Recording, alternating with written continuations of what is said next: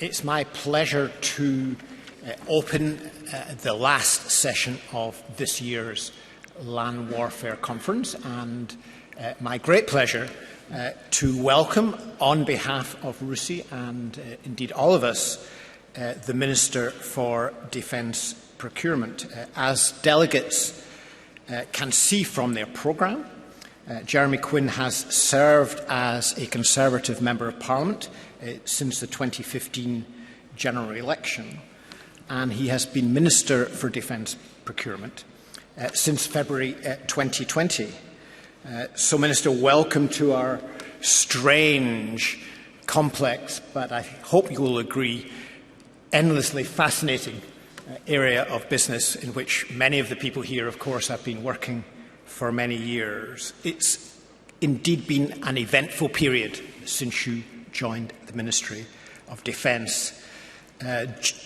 Driving procurement during a pandemic has had its challenges, of course, but I think you will agree that perhaps the most exciting development or series of developments in relation to defence procurement have taken place since the November spending review last year, which set a multi-year financial settlement for defence procurement, which, in a context of a national health and economic emergency, was, I think, pretty generous by today's standards and indeed by historic peacetime standards. And that was, of course, reflected in the integrated review, in the Defence Command Paper, but I think most relevant for your portfolio in the defence and security industrial strategy and the many commitments it made, in particular in relation to land systems. So there's much to talk about. We're looking forward to your remarks. The Minister will speak for around 20 minutes or so on the record. We will then move to a Q&A session, which will be entirely off the record, and as during the rest of the day, please do put any questions you've got on Slido, and your peers will then vote as to whether they like your question or not. So, without further ado, Minister, over to you.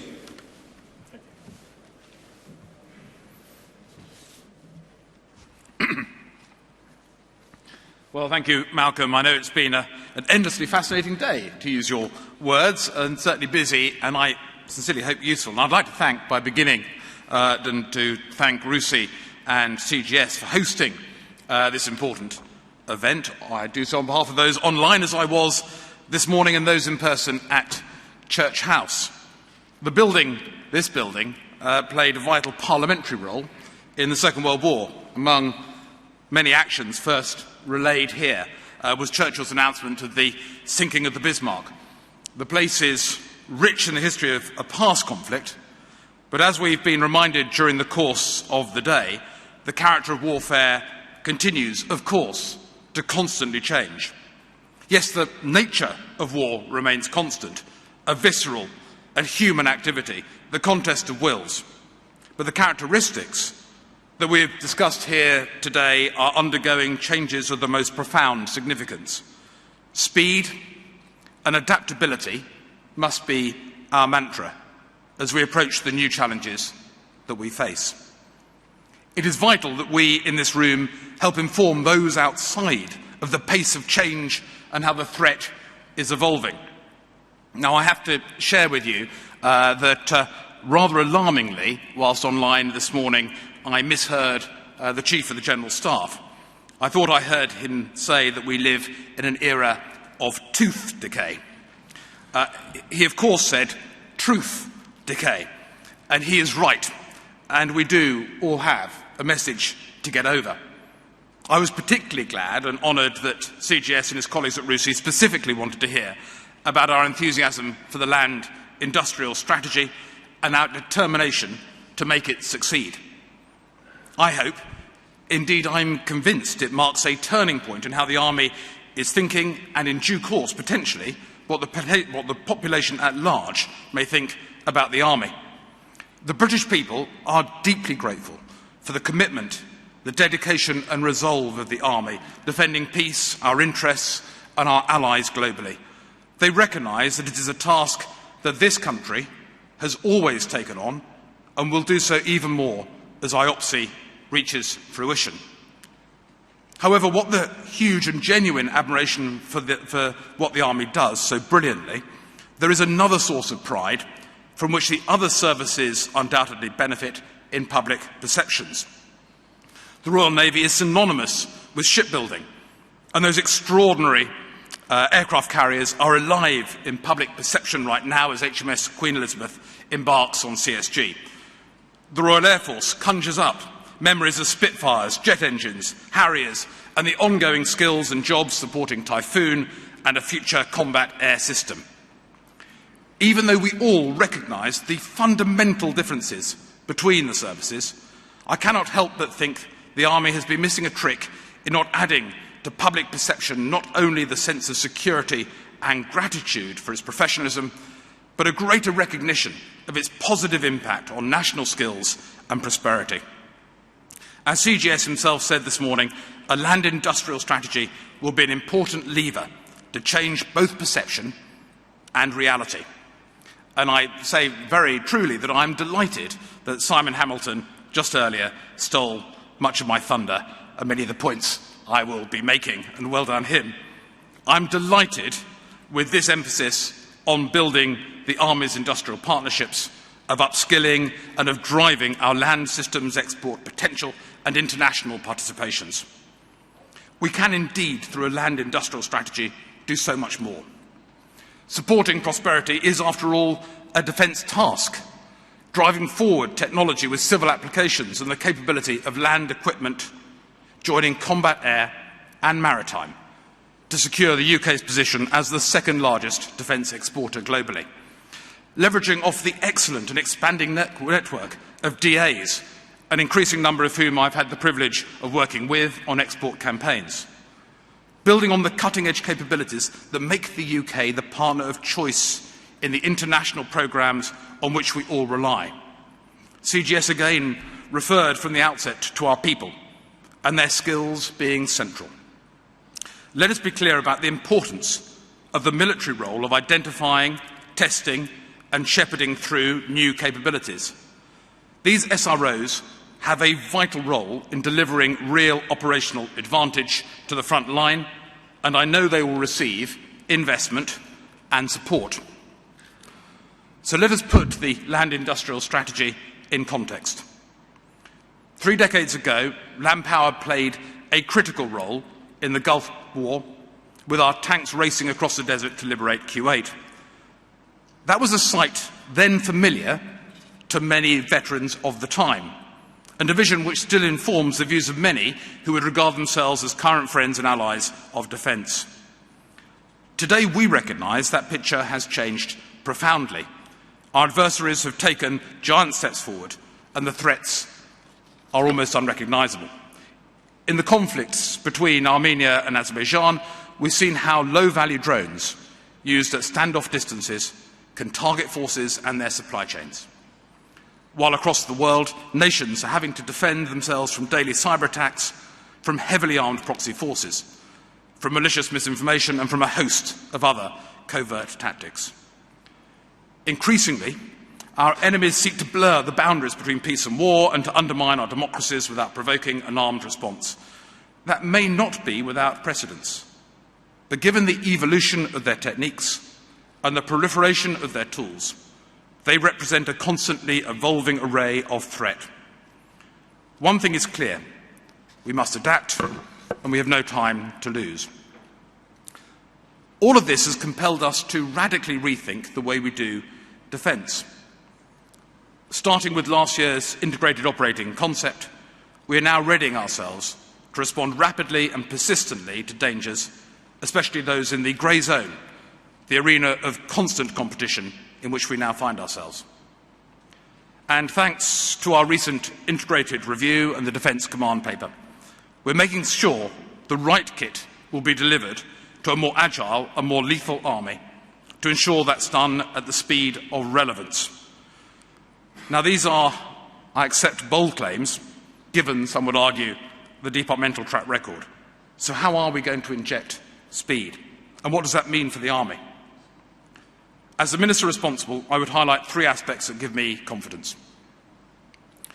First, we are investing. We're investing to give you what you need. The hard truth is that the Army, relative to other TLBs, needs to catch up on long-term investment.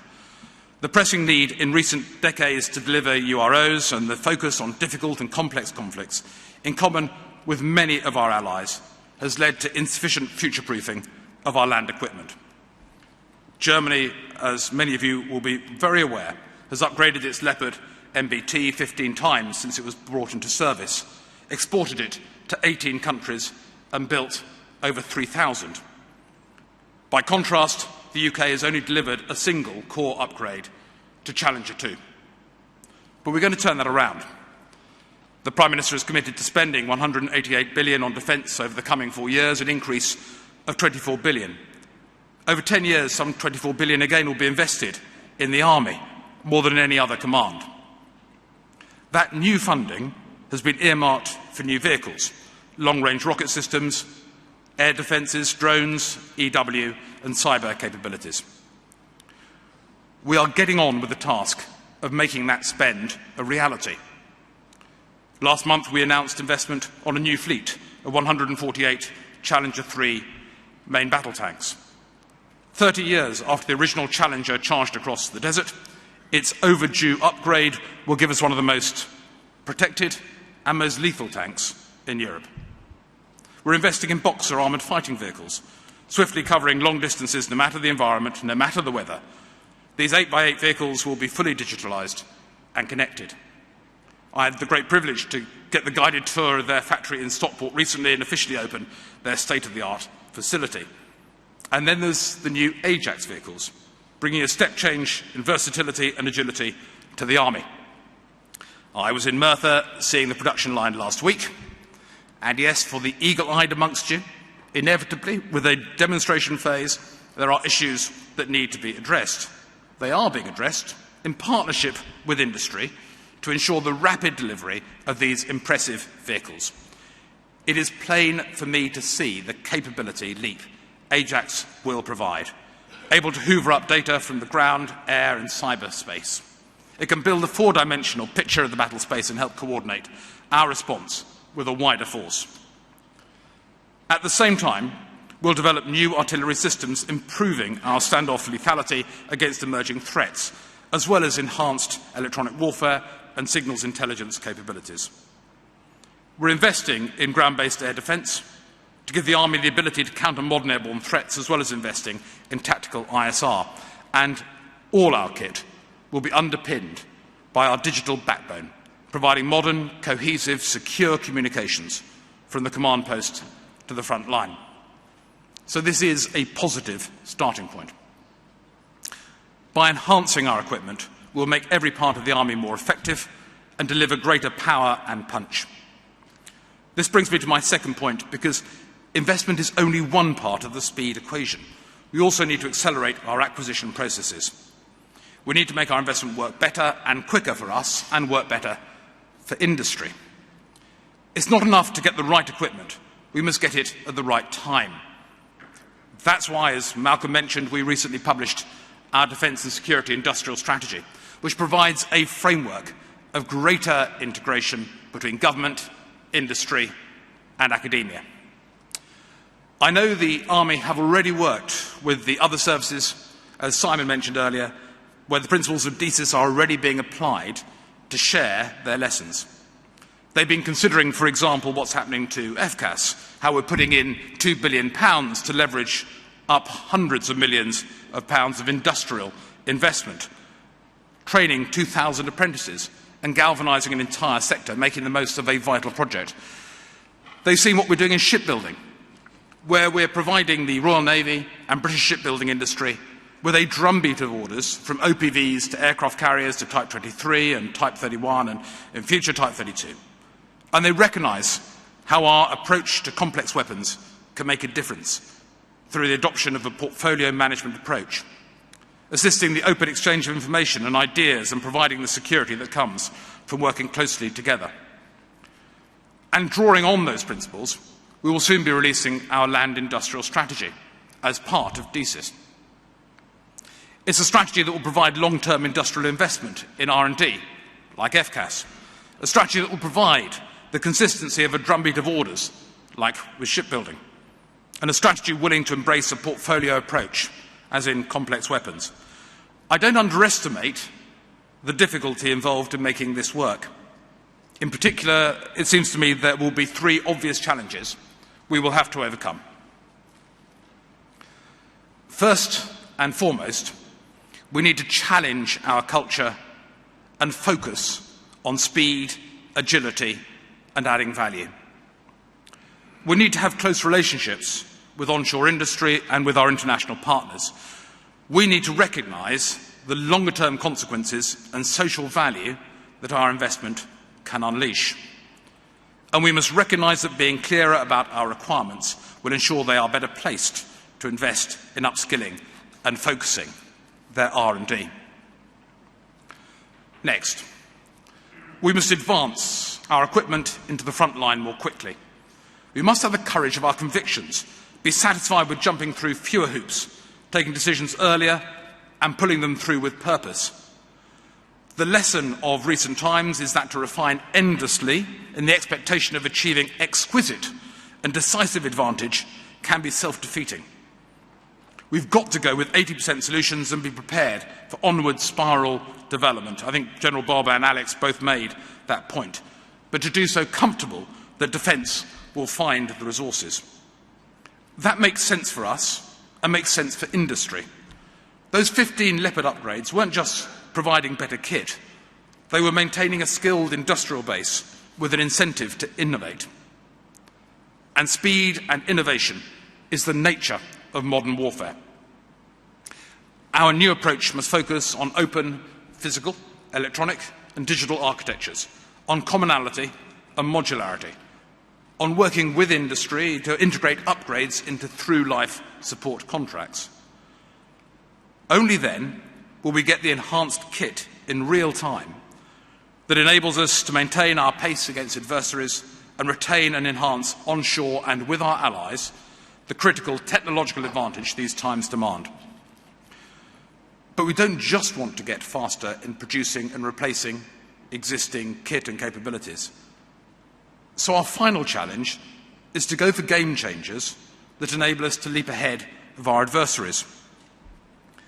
Everything we currently buy, we buy because someone says we see a threat and we need to meet and respond to it.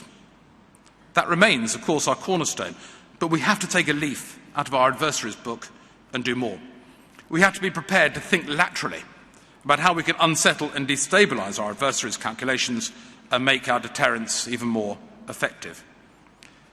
As we all know, those famous dreadnought moments, the hay nets into fuel cans, which completely change the face of modern warfare, do occur. We need to be able to generate those moments and do so for the land environment as much as any other. It is to such projects that we'll be committing part of our 6.6 billion plus of R&D investment over the next 4 years, turning round the long-term decline in defence's R&D since the end of the Cold War. We're going to embrace the opportunities offered through AI, automation and human-machine teaming. We'll be investing a greater share of our money into such technologies as directed energy, drone swarms, electric drives, systemic projection systems or long-range deep fires. We must be ready to support industry and all parts of the private sector, not just the traditional primes, to pursue what may occasionally seem like off-the-wall ideas. We must be ready to take risks, be ready to fail fast and move on to the next idea if they don't work. An impetus driven through the supercharging of experimentation, as was mentioned this morning, including through the Army's warfighting experiment and its battle lab in Dorset. There we'll work with industry to combine the latest tactics with the latest technology. And that's why we're setting up the land equivalent of Tempest and FCAS to co-develop with industry the next generation of land combat systems. Our land industrial strategy will make manifest our commitment to partner with onshore UK industry, bolstered by our significant investment in R&D. But we remain as committed as ever to international partnerships. We know we are so much better off when working collaboratively with our allies.